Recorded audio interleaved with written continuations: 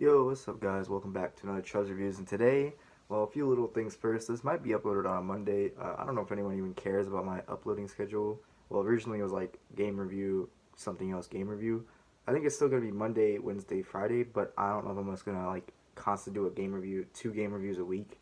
That's getting kind of difficult for the fact that I'm fucking playing a bunch of RPGs, games that basically take 50 hours. And since this is just a hobby, and I'm not like a solidified reviewer, I can really take time and play those games. And I'm still gonna upload, like I said, Monday, Wednesday, Friday, but I'm gonna branch out, as they say, do a little bit more movies. Maybe my one movie review didn't get any views, so we'll see. But animes for sure I'm gonna do because I want to turn into a weeb. I've only watched like 3 animes, but this will motivate me to watch even more and kind of judge and compare.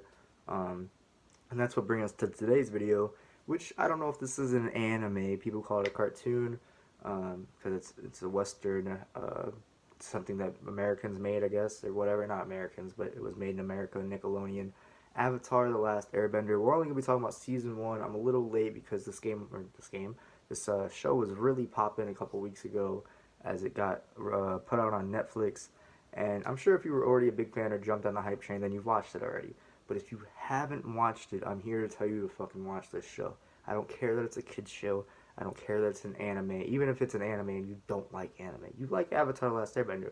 Whether it's nostalgic because you're like 20 or so in my age and you watched it a little bit when you were younger, even if you're older and you just like anime or don't, it's just a great show. It is. It is. It's got the action. It's got the the um, the quotes and the life lessons and just everything. But anyway, we're gonna talk about just season one, and it starts off with one of the probably the best intro, like first episodes, pilot episodes to any show ever I've seen, just because it sets up every character and their motivations. Kind like it doesn't go into great length. Obviously, it's the first episode, but it shows everybody who they are, what their emotions are, and just it's just great. It's just fantastic.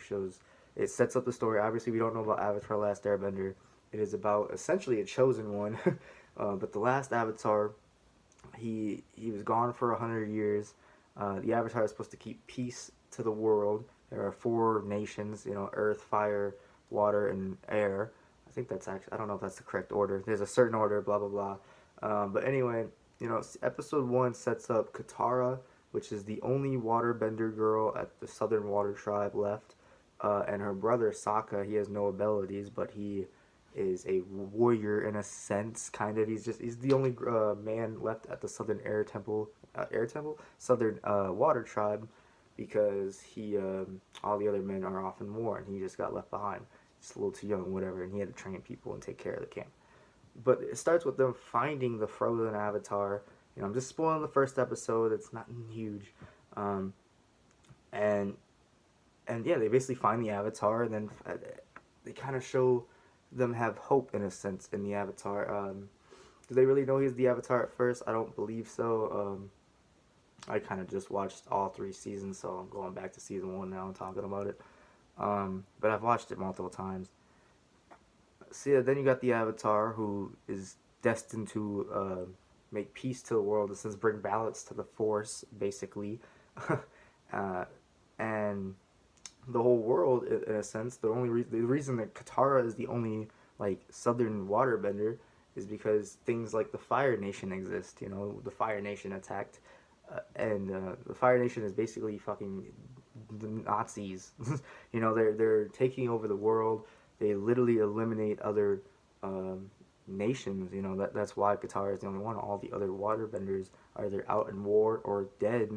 Taken away from the Fire Nation, and that's where you get introduced as Prince Zuko, probably one of the greatest characters in anything ever, and then his uncle Iroh, which is kind of like his play off his father figure per se, and basically the opposite of Zuko. Zuko is a young, tempered, very angry man, like teenager, I guess. Excuse me. And you already know from the first episode that his main goal is to capture the Avatar to restore his honor. You don't know why, you don't know, all this, but even in the very first fight, the very first encounter of Avatar Aang and Prince Zuko, Zuko is desperately trying to, like, not let this kid go. not trying to lose him. He's jumping off the boat to go get him. Just, all types of crazy shit. You gotta really see the motivation. You already see the motivation in Zuko. You see Aang kind of do some brave things. Avatar Aang, the last Airbender. You see him do some brave things in the first episode. You also see him joke around. I think the show is hilarious.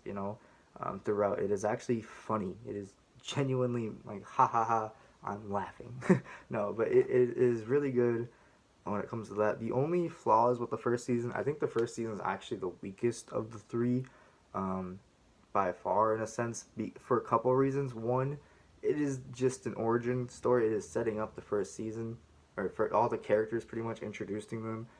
They do have an end goal in mind by like episode 3, which is get to the northern air, or why do I keep saying air? Northern water tribe, which is the complete opposite of the south, obviously. So they got to cross the entire world, and that is basically season 1, to find a water bending master person, basically. But the reason this season isn't the best is because they take an episodic approach. Every episode isn't really connected. I mean, like I said, they do have that end goal in mind, but there are some episodes here that are considered filler. I mean, characters do come back later on that you wouldn't expect to come back. But sometimes they just don't. Sometimes it is just a straight up filler episode. And in a sense, it teaches, and a lot of the episodes in the first season is about teaching these characters maturity. Like, Aang is 12 years old, like 112 technically, but he's 12 years old as the Avatar, and he acts like a 12-year-old. Katara and Sokka are teenagers. They act like young teenagers.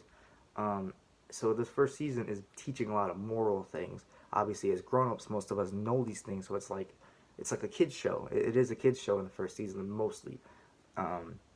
But that, I think you could still watch it and get over that. Obviously, I'm saying this is the worst season. The other seasons take a more surreal, serious approach to things. Each episode is connected in season 2 and 3, so it is different. I would get past this first season that is about moral understandings and learning how to deal with yourself and a lot of shit like that. Though there's and then also explaining the past of these characters. I would say the first after the first episode, the next great episode is The Storm, which shows the basically backstory of Aang, of how he got lost for 100 years, and the backstory of Zuko and why he wants to capture the Avatar so bad. And that's the episode in which you realize the show is a lot deeper than just a kid's show. It's an actual, like, it's deeper. It's deep, man. But, it's just got a lot of emotional, like, people have layers, layers on layers. All these characters do, and it's really great development by all these characters. I compare this show a lot to, like, fucking Star Wars. You have a chosen one. He goes through his adventure of, especially in season 1, training and trying to learn the elements, because that's the Avatar's thing. I don't know if I mentioned that, is that the Avatar can learn all 4 elements. He's the only person that can do that. So that's his goal, is to learn all 4 elements and stop the Fire Nation from attacking. But there's a lot more depth to it, a lot more great characters, a great cast. I guess I don't want to make this video too long, but I'm really passionate about Avatar. Season 1 final rating. Oh man, it's kind of difficult. It's the worst season. I think I would still give it.